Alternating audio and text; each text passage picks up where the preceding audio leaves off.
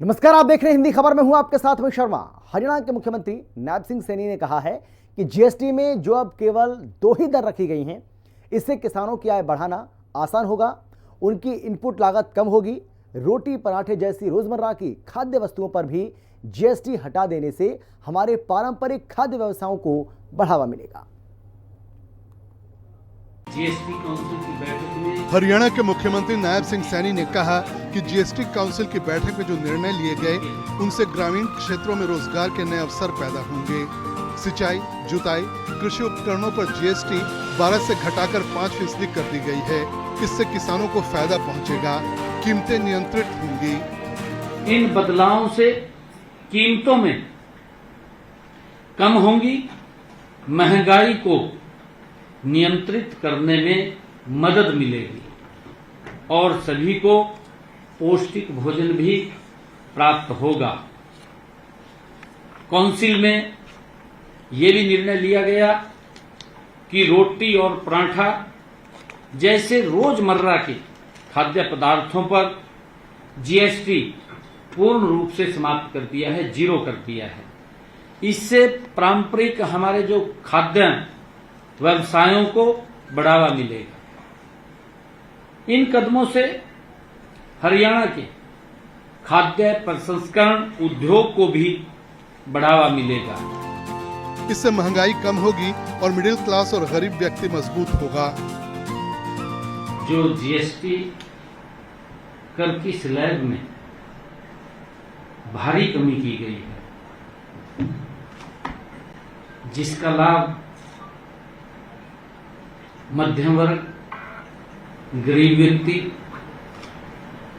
और आम जन को इसका लाभ मिलने वाला है। ये आत्मनिर्भर भारत बनाने में काफी मददगार होगा। ये सुधार आत्मनिर्भर भारत बनाने में ये मील का पत्थर साबित होंगे। आम व्यक्ति से व्यवसायियों, उद्योगपतियों तक ने इसकी प्रशंसा की है। जितने भी सुधार जीएसटी काउंसिल की बैठक में हमारी वित्त मंत्री निर्मला सीतारमण जी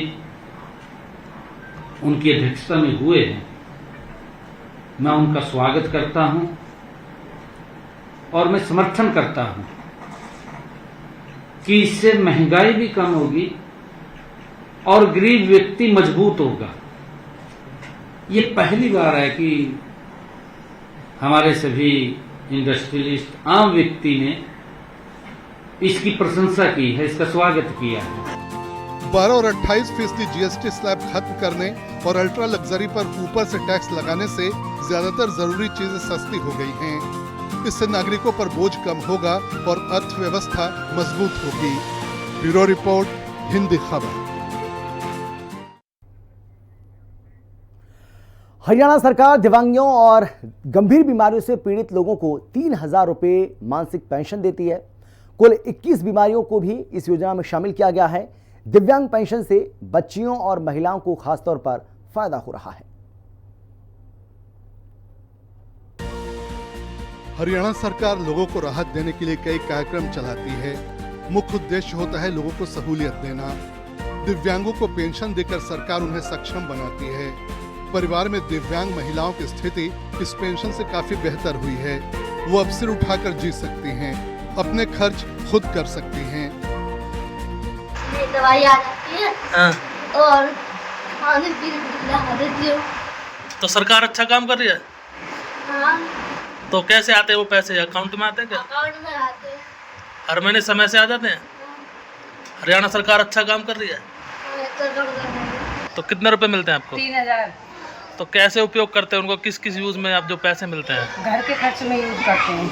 तो हरियाणा सरकार बढ़िया काम कर रही है। हाँ, बढ़िया काम कर रही है। कितने महीने हो गए, कितने दिन हो गए आपको पेंशन लेते लेते? पेंशन लेते लेते मेरे को हो गए कम से कम ना 15 साल हो गए।